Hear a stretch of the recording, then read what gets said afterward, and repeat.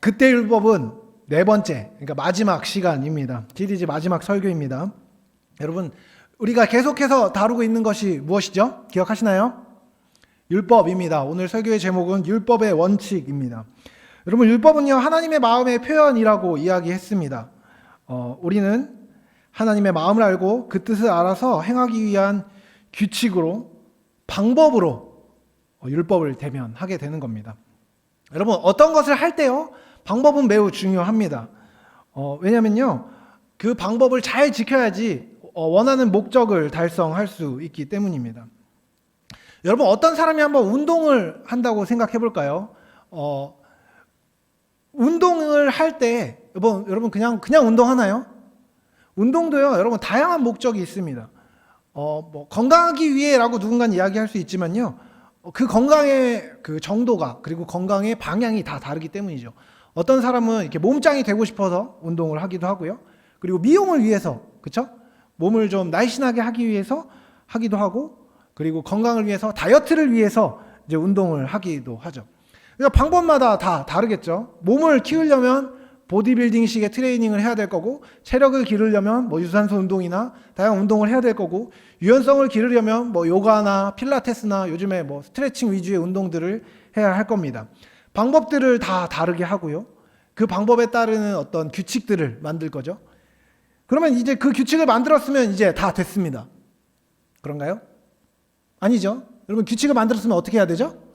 그 규칙을 준수해야 하죠. 그리고 그 규칙을 열심히 지키다 보면 원래 했던 목적을 달성할 수 있게 되는 겁니다. 방법은 아주 중요하죠. 공부도 마찬가지입니다. 여러분, 어떤 공부를 하기로 결심했을 때 공부의 목적과 방법이 있죠. 공부의 목적이 만약에 자격증을 획득하는 거다라고 하면 그 자격증에 관련된 공부를 해야 될 것이고, 어떤 시험을 통과하기 위한 거라면 시험 통과하는 방법을 알아서 그 방법에 맞게 공부를 해야 될 거고, 자기 개발을 위한 거라면 말 그대로 자기가 원하는 것, 원하는 분야에 대한 공부를 해야 할 겁니다. 결국 어떤 방법은요, 어떤 규칙은요, 개인이나 공동체의 목적을 달성하기 위한 것이기 때문에 매우 중요합니다. 그리고 사실 그 규칙이나 방법을 잘 살펴보면요, 그 목적을 달성하려고 하는 그 주체가 갖고 있는 생각이나 사상, 철학이 그 방법에 녹아 있기 마련입니다. 그렇기 때문에 여러분, 그런 어떤 철학이나 사상, 방법에 대한 이해 없이 어떤 규칙만을 지키려고 하다 보면요, 답답하게 느껴지죠. 도대체 이걸 왜 해야 되는 거야? 라는 말이 절로 나오기 때문이죠. 이해가 되지 않는 상태에서 어떤 규칙만을 계속해서 실행하다 보면요, 재미도 없고 의미도 찾을 수 없는 경우가 참 많습니다. 제가 이 이야기를 장황하게 늘어놓은 이유가 있습니다. 여러분, 우리가 여기 모인 모두가 그리스도인이기 때문입니다. 율법은 규칙으로, 방법으로 우리에게 주어졌다고 이야기했죠. 여러분, 그렇다면요, 그 규칙을 행하기에 앞서서 그 규칙을 정한 원칙, 즉 하나님의 뜻에 대한 깊은 동의가 있어야 합니다. 여러분, 하나님을 사랑하십니까? 예수님이 여러분의 주인이십니까? 사실 여기서 시작이 안 되면요, 신앙생활이 별로 의미가 없을 수 있습니다. 예수님과의 사랑의 관계 안에서 여러분, 예수님을 신뢰하십니까? 여러분, 예수님이 여러분 한 분 한 분에게 선한 목자가 되십니까? 우리가 주님이 주신 계명을 지키면서 하나님의 마음을 알아가는 것과 마음을 알고 규칙 가운데 있는 것, 무엇이 맞는 걸까요? 저는 맞고 틀리고의 문제라기보다는 사람마다 접근하게 되는 방법의 문제인 것 같습니다. 어떤 사람은 경험을 먼저 하고 어떤 마음을 알게 되는 경우도 있고요, 마음을 먼저 알고 그 마음에 따르는 규칙이 무엇인지를 생각하는 사람도 있기 때문입니다. 하지만 저는 오늘은 하나님의 마음을 아는 것에 좀 집중하고 싶습니다. 여러분, 계속해서 말씀드렸죠. 우리가 계명을 살펴보고 규칙을 살펴보는 이유가 뭐라고요? 마음을, 정신을, 원칙을 알기 위함입니다.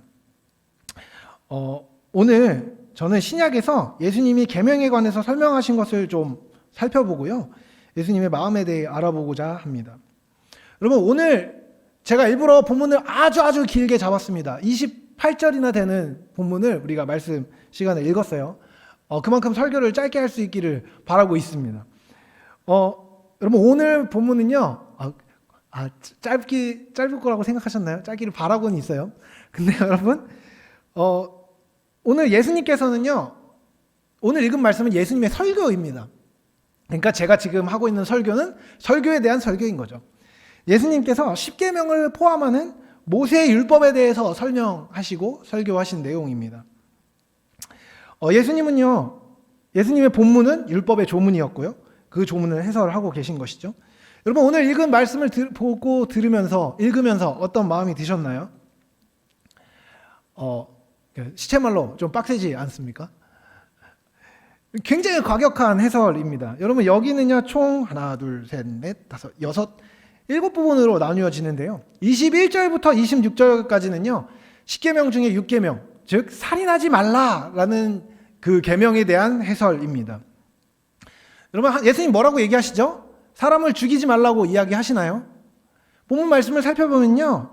단순히 사람을 죽이는 문제가 아니라 사람을 죽이지 않는 정도가 아니라 사람을 사랑하지 않는 것이 죄라고 이야기하십니다. 미워하는 것 자체가 그렇게 미워하는 것 자체가 어쩌면 살인이나 마찬가지라고 이야기하고 있는 것이죠. 살인하는 마음과 미워하는 마음이 동일하다는 것입니다. 그렇기 때문에 사랑하고 화해하고 평화를 만들며 살아라 라고 예수님이 21절부터 26절까지는 이야기하시죠. 27절부터 32절까지는요. 7계명 즉 간음하지 말라라는 계명에 대한 해석과 적용입니다. 여러분 혹시 여기서 야동을 한 번이라도 보신 적이 있으신 분은 다 눈을 뽑아버리시기를 바랍니다. 예. 농담이에요, 여러분. 여러분, 근데 예수님이 그렇게 말씀하셨어요. 마음으로 여러분 그 어떤 여자를 보고 혹은 남자를 보고 마음으로 짓는 음행이 죄라고 예수님 말씀하셔요. 그리고 차라리 눈을 뽑아버리고 지옥에 가지 않는 게 더 낫다고 예수님이 말씀하셨습니다. 그죠? 제가 거짓말하고 있나요? 여러분 저랑 같이 성경 읽었잖아요.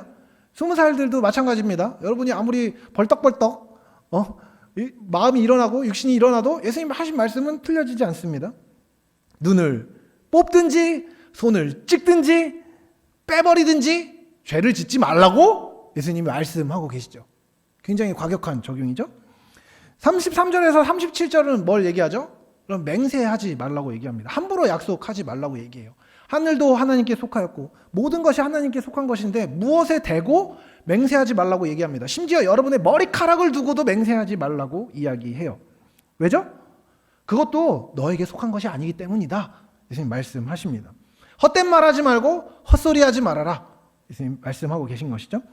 38절로 42절은 무엇을 얘기하죠? 복수에 대한 계명입니다, 여러분. 누가 나한테 잘못했으니까 그 사람을 미워하고 내가 마음에 품고 그 사람에게 뒤끝을 가지고 막 하려고 하는 모든 행위들을 하지 말라고 예수님 말씀하십니다. 반대 정신이죠. 여러분 눈에는 눈, 이에는 이 법이요. 고대 근동에서 함무라비 법전이라는 법에서부터 나오는 굉장히 그 유서가 깊은 법입니다. 눈에는 눈, 이에는 이. 누가 눈을 해였으면 눈을 뽑아버리고 이를 뽑았으면 이를 뽑아버리고 때리면 같이 때리고 물건을 훔쳤으면 훔친 만큼 물건을 뺏어오고 살인을 저질렀으면 죽여버려라. 그게 함무라비 법전의 법입니다. 그런데요. 예수님 말씀하시는 거예요. 그 충분하지 않다. 사랑하고 용서하고 거기에 더해서 43절에서 47절은 무엇을 얘기하죠? 원수를 어떻게 해라? 대답해 주면 분위기 좋아집니다. 여러분, 원수를 어떻게 하라고요? 사랑하라고 말합니다, 여러분. 멋지지 않습니까, 여러분? 아니에요? 아니에요? 이 분위기 어떡하죠? 여러분, 원수를 사랑해야 되는 겁니다, 여러분. 예수님 말씀하셨어요. 정신 차리세요. 원수를 어떻게 하라고요? 사랑하라고 말씀하셨습니다, 여러분. 여러분을 박해하는 사람을 위해서 기도하라는 겁니다. 여러분 직장에서 여러분을 박해하는 상사를 위해 여러분 기도하셔야 된다는 겁니다. 여러분을 구박하는 누군가를 향해서 여러분 기도해야 된다는 겁니다. 그 사람을 용납해야 된다는 겁니다, 여러분. 그래야 뭐라고 얘기해요? 하나님의 아들이다라고 이야기해요. 하나님의 자녀다라고 성경이 이야기하고 있는 겁니다. 성경에서도 특별히 예수님이 직접 말씀하신 겁니다. 그것이 상이 있다라고 얘기하죠. 그리고 나서요, 여러분 48절에서 이 설교 전체를 요약합니다. 뭐라고 말씀하시죠? 한번 띄워주실래요? 마태복음 5장 48절 우리 함께 읽겠습니다. 시작! 그러므로 하늘에 계신 너희 아버지의 온전하심과 같이 너희도 온전하라. 아멘. 여러분 이 말씀은 뭘 의미하는 거죠? 죄 짓지 말고 온전하게 살아라. 규칙을 넘어서 그보다 더한 거룩한 삶을 살아라. 예수님 말씀하고 계신 겁니다.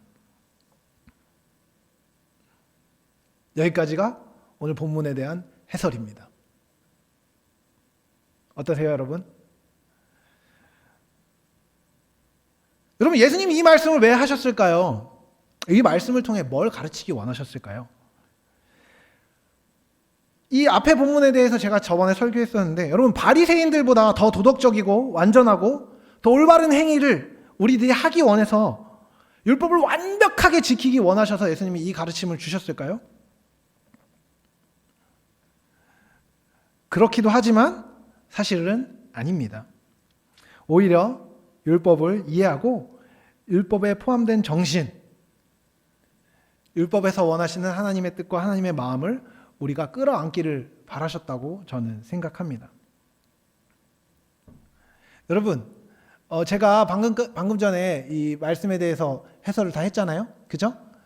여러분, 제가 혹시 이단적인 해석이 혹시 있었나요? 성경에 없는 말을 했었나요? 아니죠? 이거는 그렇다고 대답해야 돼요. 아니죠?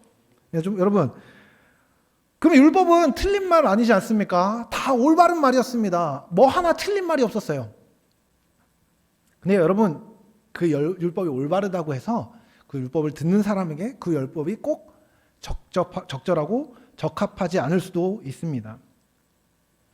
율법이 주어졌다고 해서요, 그 율법을 지키기만 하면 되는 게 사실은 아니라는 것이죠. 여러분 그거 아세요? 보통의 규칙은요, 최대한을 두고 설정하는 게 아니라요, 최소한 이 정도는 해야 된다고 이야기하는 아주 미니멈의 설정입니다. 여러분 예수님의 가르침은요, 잘 보면 회색지대가 없습니다. 그렇죠? 혹시 이래도 되나요? 라는 것에 대한 어떤 여지를 남기지 않고요, 추상 같은 단호함이 느껴지는 가르침입니다. 하늘에 계신 너희 아버지의 완전함과 같이 완전하라. 사실 이 말은 불가능한 것이죠. 여러분 저는 예수님이 이 규칙을 아주 높은 규칙을 우리에게 알려주신 이유가 있다고 생각합니다. 그것은요, 그 규칙 앞에 반응하는 우리의 마음의 동기와 태도를 볼 수 있기 때문이라는 것이죠. 이 말씀은요, 하나님의 사랑, 즉 여러분이 살아갈 때 여러분의 모든 행사를 지배하는 구체적인 어떤 세부 지침에서 훨씬 더 나아가는 원칙에 대한 이야기라고 생각합니다. 이것을 여러분이 좀 생각하셨으면 좋겠습니다. 여러분 규칙을 잘 지키시는 편이십니까? 당장 고개를 흔드는 분들이 몇 분 계신데요. 저는 약간 FM대로 하는 척하면서 사실 좀 잘 안 지키는 편인 것 같습니다. 규칙을 지키는 거를 별로 안 좋아해요. 꼭 뭘 시키면은 약간 삐딱하게 반응하는 약간 삐딱선이 같은 느낌이 있습니다. 여러분 근데 제 아들은 규칙을 굉장히 중요하게 생각해요. 6살짜리 아이인데 뭐 하나 하면은 아빠 약속했잖아, 지켜야지, 이건 지켜야지, 아빠가 나한테 준 규칙이잖아 이러면서 규칙을 갖고 저한테 이제 들이밀기 시작하면 굉장히 이렇게 마음이 어려워지죠. 여러분 어떤 규칙이 있을 때 옳고 그름을, 규칙을 지켰다 안 지켰다를 따지는 것은요, 어려운 일일까요? 쉬운 일일까요? 쉬운 일입니다. 왜냐면 규칙이 있으면 그거에 맞으면 맞는 거고 아니면 아닌 거니까요. 그런데요, 우리는 그 쉬운 것들을 별로 쉽게 하는 걸 좋아하지 않습니다. 많은 성도들과 그리고 많은 청년들과 대화를 하다 보면요, 자주 듣는 질문이 있어요. 그리고 상당히 많은 비중을 차지하는 게 있습니다. 뭔지 아세요? 뭐뭐는 죄예요? 라고 누가 물어보는 거예요. 제일 많이 듣는 질문, 특별히 이제 20살이 되거나 이제 대학교에 들어가거나 막 성인이 된 친구들이 저한테 꼭 하는 질문이 있습니다. 뭘까요? 목사님, 술 마시면 죄예요? 라는 질문입니다. 그 질문 솔직히 얘기해 보세요. 해본 적 있는 분들 계세요? 마음속으로만 손 드십시오. 보이는 것 같아요. 그죠? 여러분, 보통은 그런 그걸 엄청 질문을 해요. 여러분, 근데 그 질문을 보통 하는 이유가 뭐죠? 진짜 죄인지 아닌지 너무 궁금하고 그 죄를 짓지 않기 위해서 보통은 질문을 하나요? 보통 그렇지 않죠. 그래서 자기의 마음의 찔림을 이제 가리고 싶고 어떻게든 뭔가 핑계를 찾고 싶은 마음들이 참 많이 있죠. 보통은 그러고 싶으니까 물어보는 거예요. 그렇지 않습니까? 보통 이제 그런 질문을 할 때 제가 이런 얘기를 해요. 술 마시면 안 되냐 물어보면서 애들이 꼭 성경 구절을 갖고 옵니다. 성경 구절 갖고 와서 꼭 하는 게 뭐죠? 예수님도 포도주로 성찬을 주셨는데 우리 포도주는 마셔도 되는 건가요? 그 당시에 소주는 없었는데 소주를 먹으면 혹시 죄가 되는 건가요? 술을 취하지 말라고 그랬는데 술을 취하지 않는 거의 기준은 얼만큼이죠? 저는 먹어도 취하지 않으니까 아무리 먹어도 저는 죄가 아닌 건가요? 디모데는 포도주를 써가지고 위를 어떻게 치료하라고 했는데 기타 등등의 것들을 막 물어보는 거죠. 여러분, 아플 때 약으로 쓰면 안 되는 건가요? 치료제로 쓰는 건 어떤 건가요? 가족들끼리 있을 때, 가족들끼리만 분위기 좋을 때 뭔가를 기념하기 위해서 먹으면 어때요? 집에 혼자 있을 때는 어떻죠? 잠이 안 와가지고 제가 소주 한 잔에다 고춧가루 팍 따가지고 먹으면은 감기도 싹 떨어지는 것 같고 이런 것 같은데 저 어떻게 괜찮나요? 라고 저한테 물어보면 제가 뭐라고 대답할까요? 그렇게까지 할 건 그냥 먹어 라고 얘기하는 편입니다. 여러분, 그리고 이제 청년들이 되었을 때, 그리고 사실은 나이가 들어감에 따라 청년들이 혹은 사람들이 저한테 자주 하는 질문 중에 하나는 연애에 관한 질문입니다. 그죠? 여러분, 제가 어릴 적에는 말이죠, 나 때는 말이죠, 대학교 때 저희 담당 목사님이 그런 얘기를 했어요. 너네는 대학교 들어가면 일단 교제를 하지 말어. 누구랑 사귈 생각을 하지 말어. 남자를 사귀지 말라. 3, 4학년 될 때까지는 사귀지 말라. 이런 얘기를 했었어요. 그리고 사귀게 돼도 교제를 하게 돼도 손도 잡지 말아라. 뭐도 하지 말아라. 이런저런 이야기들을 엄청 많이 들었습니다. 여러분, 근데 그때 이제 마음이 엄청 뜨거운 상황이고 여러 가지 욕망과 욕정이 불타오르는 20대 초반의 시기에 그런 말을 들으면은 듣고 싶을까요? 별로 안 듣고 싶죠. 그죠? 그러면 이제 목사님한테 물어보는 거예요. 손은 잡으면 안 돼요? 뽀뽀는 하면 안 돼요? 키스는 하면 안 돼요? 안는 건 어때요? 뭐는 어때요? 막 물어보는 겁니다. 그리고 거기까지, 그 다음에 제일 민감한 질문까지 가는 거예요. 여러분, 홍전 성관계는 죄입니다. 이렇게 얘기하면 그런 이야기를 하는 거죠. 여러분, 결혼하기로 한 사이면 어때요? 약혼했는데요. 앞으로 미래를 약속했는데요. 혼인신고 했는데요. 기타 등등 여러 가지 선을 타는 질문들이 막 이어집니다. 여러분, 사람들이 계속 컨텍스트를 찾아서 이 규칙이 맞는지 틀리는지, 내가 이 규칙을 지켰는지 안 지켰는지를 계속해서 물어봐요. 여러분, 그럼 그 질문에 대해서 저는 목회자로서 뭐라고 대답해야 할까요?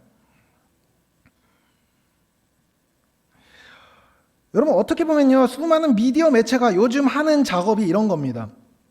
불법을 정당화하거나 불의를 정당화하죠. 여러분, 막장 드라마라고 얘기하는 것들을 잘 보면요, 불륜이 정당화될 수 있는 이유를 찾죠. 그렇죠?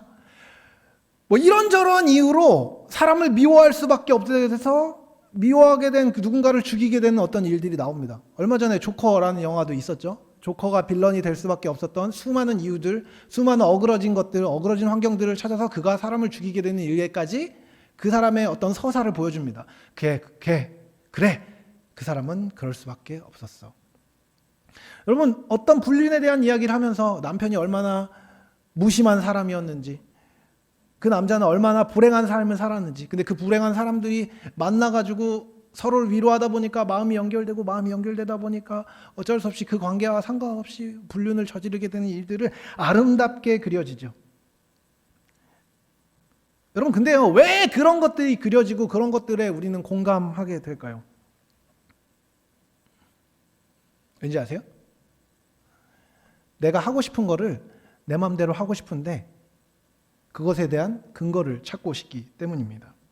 자기 사랑과 자기 욕심이 채워지기를 바라는데 그것이 어떤 규칙과 어긋날 때, 그리고 그 규칙이 세워진 원칙과 어긋날 때 그거를 비틀어서 자기를 합리화하고 싶은 겁니다. 나는 괜찮았으면 좋겠는 거죠.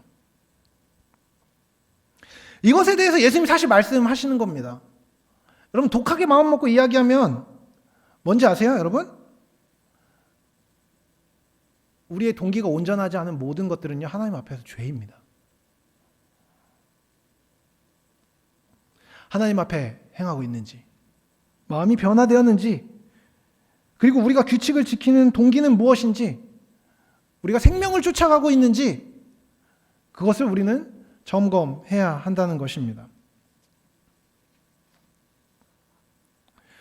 여러분, 우리의 주인이라고 말하는 예수님은요, 우리에게 말씀하십니다. 여러분 예수님을 주인이라고 고백하지 않으십니까?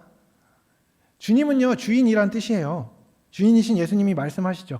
하늘에 계신 아버지처럼 온전하라고 말입니다. 어떻게죠? 온전함이 뭐죠? 온전함은 뭐죠, 여러분? 도덕적인 완전성을 이야기합니다. 다시 말하면 도덕적으로 흠과 결이 없다는 것입니다. 여러분, 그럴 수 있습니까? 그럴 수 없죠. 정직하게 이야기하면 우린 죄를 짓지 않고 살 수 없습니다. 여러분, 예수님의 구체적인 가르침 하나하나를 살펴보십시오. 우리가 지킬 수 있는 게 거의 없다고 봐도 과언이 아닙니다. 그런데 주님이 우리에게 그것을 지키라고 말씀하시죠. 추상과 같이. 왜 그렇죠? 저는 외적으로는요, 그것이 주님이 우리를 향해서 순종하라는 부르심이라고 믿습니다. 율법은요, 그 자체로 다층적인 의미를 지닙니다. 가장 먼저 율법은 우리에게 규칙으로 주어졌습니다. 하나님 나라의 백성이 어떤 모양으로 살아야 하냐에 대한 지침이라고 볼 수 있는 것이죠. 그 삶을, 그 같은 외양을요, 우리는 갖추기를 바라고 원하고 지향하는 사람들입니다. 그리고요, 그것을 위해 우리는 훈련하는 것이죠. 그리고 여러분, 그 훈련을 하다 보면 어떻게 되는지 아세요? 우리의 연약함이 드러납니다. 그리고 그 연약함을 하나님께 갖고 나아가서 다루는 과정이 필요합니다. 이 지침서를요, 우리의 삶에 대입하면 정말 한도 끝도 없는 우리의 부족함이 드러나는 것이죠. 여러분, 각 계명에 대한 예수님의 말씀을 살펴보십시오. 미워하는 것, 간음, 음행하는 마음, 맹세, 타인의 부당한 행동에 대해 보복하고 바로 반응하고 싶고 욕하고 싶고 복수하고 싶은 그 마음을 억누르라고 말합니다. 여러분, 이것을 적용해보면 어떻죠? 보통은 잘 되지 않습니다. 그런데 하나님을 사랑하는 마음을 갖고 있으면요, 그것을 시도해보기 원합니다. 그리고 의지를 일으키죠. 그리고 막 시도합니다. 그리고 은혜 안에 있으면요, 조금은 성공을 거두기도 합니다. 하지만요, 곧 있으면 넘어지고 엄청난 실패를 경험하죠. 그렇지만 이렇게 기준을 높여놓으면요, 보통은 최악의 경우로 가지는 않습니다. 여러분, 히말라야 같이 높은 산을 등정할 때는요, 베이스 캠프를 높이 칩니다. 아시죠? 그래서 그 베이스 캠프 높은 곳에서부터 산을 등정해요. 그러다 보면요, 비록 끝까지 올라가진 못해도 꽤 높은 곳까지 올라갈 수 있습니다. 우리의 삶의 기준이 높아지면요, 우리의 삶의 수준도 또한 높아질 수 있는 것입니다. 그래서 예수님은 이와 같이 높은 기준을 우리에게 주신 것입니다. 이해되지 않을 때도 주님께 순종하면요, 배우게 되는 것이 있습니다. 그리고 그렇게 배우게 되면요, 또한 이해하게 되는 것이 생기는 것입니다. 우리는 주님의 뜻이 드러난 뜻을 보면서 그 뜻의 아름다움을 알게 되고, 또한 그 뜻의 아름다움 가운데 참여하기 원할 때 그 뜻에 온전하게 우리의 의지로는 참여할 수 없는 스스로의 연약함을 마주하게 됩니다. 규칙을 붙들고 씨름하는 것은요, 그 자체로 순종을 훈련하고 하나님의 뜻과 하나님의 마음을 배우는 의미가 있습니다. 그렇지만 제가 거듭 말씀드립니다.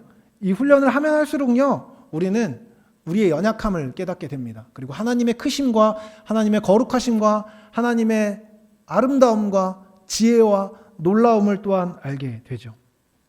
어느 정도까지 우리의 힘으로 올라간다고 하더라도요, 그 이상으로 우리는 반드시 한계에 직면하게 되어 있습니다. 여러분, 그렇다면요, 하나님은 도대체 이걸 우리에게 왜 주셨을까요?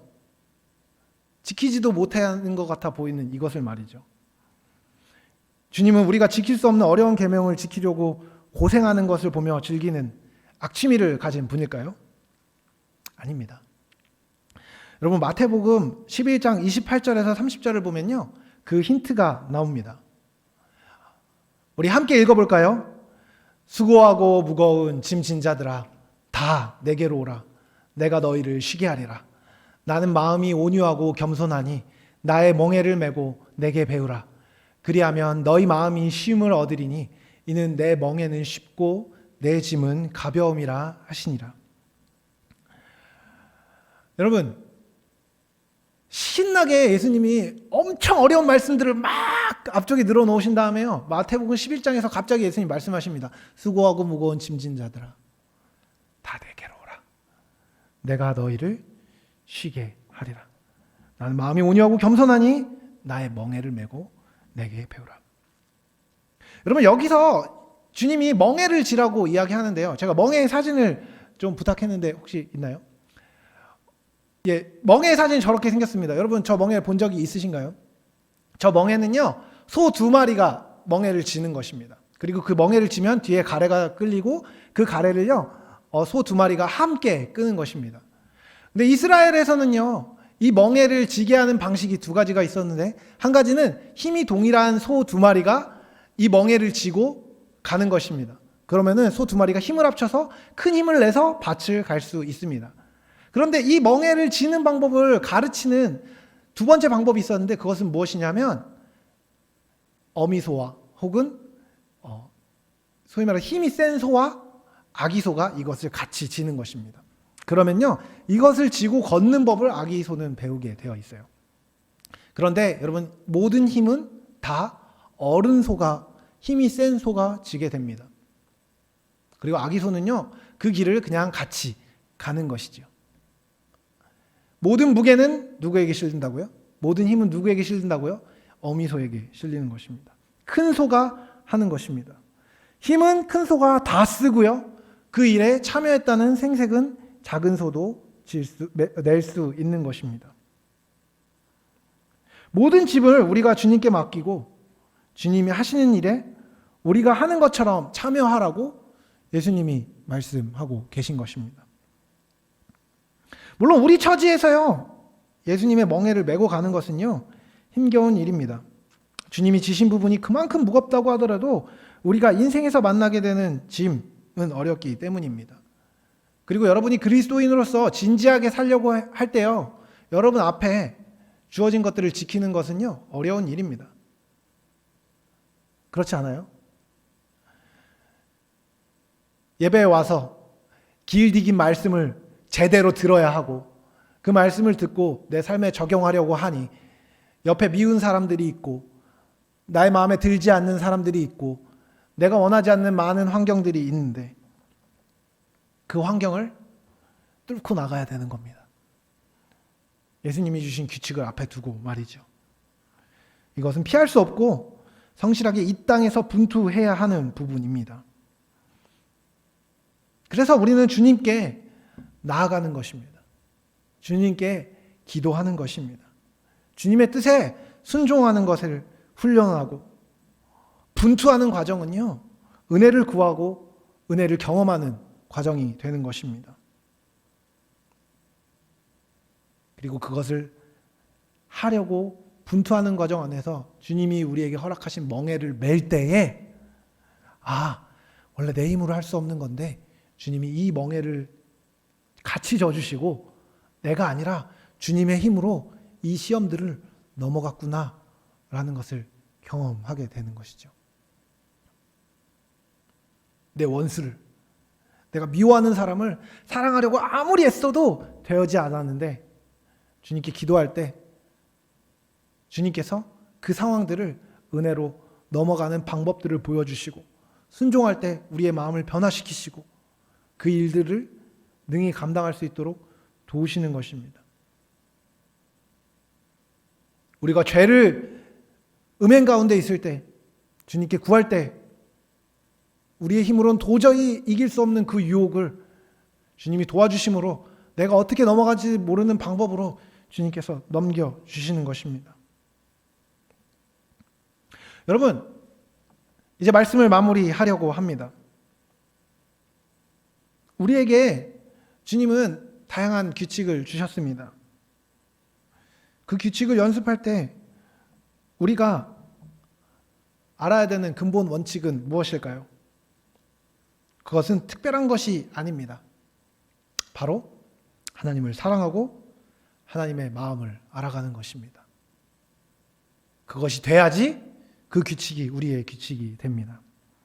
하나님을 사랑하고 그 사랑을 깊어지게 하고 표현하고 흘러가게 하기 위한 것이 율법이고 규칙입니다.